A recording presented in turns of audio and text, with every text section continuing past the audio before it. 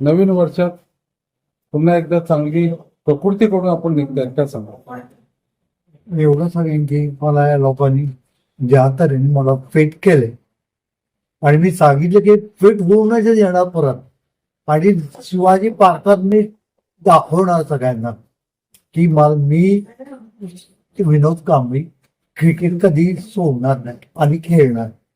आणि आज हॉस्पिटलमध्ये पण तुम्ही फलंदाजी केली. जी,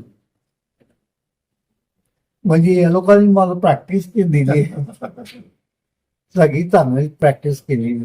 आणि जे मारलेले शॉट तुम्हाला माहिती असेल, कुठे गेले 4 आणि 6 लंबी लंबी विकेट खूप मारले. म्हणजे आता मैदानावर तुम्ही दिसणार. नक्की. या दरम्यान तुम्हाला बऱ्याच लोकांनी इथे भेटी दिल्या, बऱ्याच लोकांच्या सदिच्छा तुम्हाला मिळाल्या, काय बोलाल त्यांच्या?